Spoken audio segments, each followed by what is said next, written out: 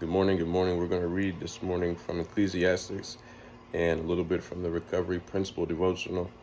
It says Ecclesiastes chapter 3, verses 16 down. It says, the injustice of life. I also noticed that under the sun there is evil in the courtroom. Yes, even in the courts of law, even the courts of law are corrupt. I said to myself, in due season, God will judge everyone, both good and bad, for all their deeds. I also thought about the human condition, how God proves to people that they are like animals. For people and animals share the same fate. Both breathe and both must die. So people have no real advantage over the animals. How meaningless. Both go to the same place. They come from the dust and they return to the dust.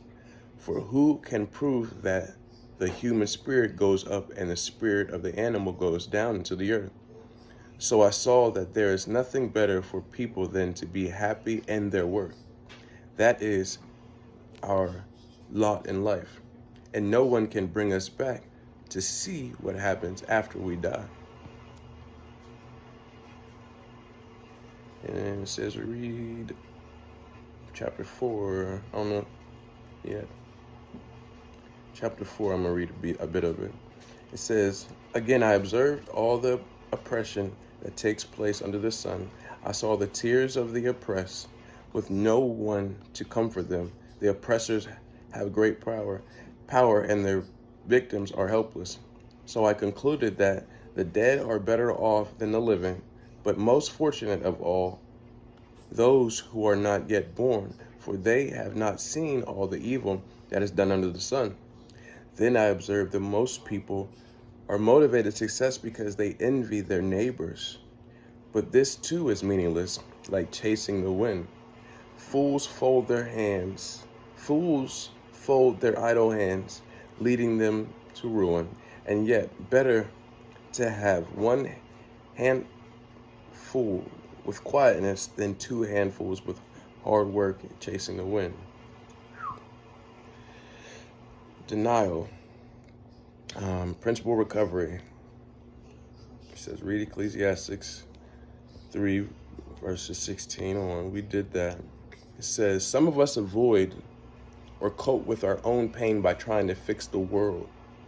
We try to right every wrong, heal every wound, point out every injustice. We spend our time demanding that the world systems reform.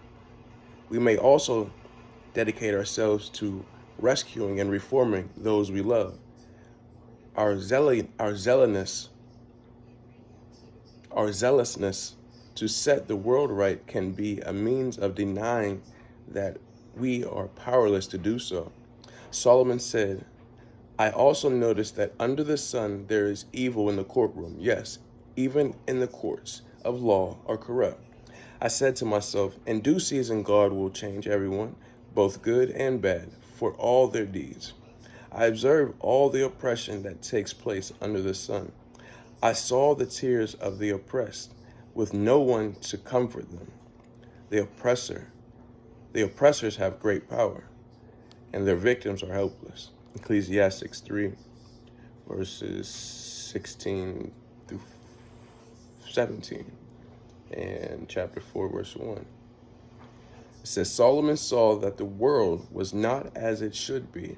He also recognized that it was ultimately God's job to change the injustices in our world. When we set out to save the world, we err by taking on a role that belongs to God. What we gain by taking on such a massive task is the guarantee that we will always be busy. Then we will never have the time or energy to face our own issues. The Bible makes it clear that the world will never be right until Jesus returns to make it so. We need to accept the fact that we are powerless to do his job. This does not mean that we should turn a blind eye to the world's problems. When we focus on our own recovery, fixing ourselves instead of everyone else, we will be more effective in helping others. Hallelujah. May the Lord add a blessing to the reading of his word today. In Jesus' mighty name.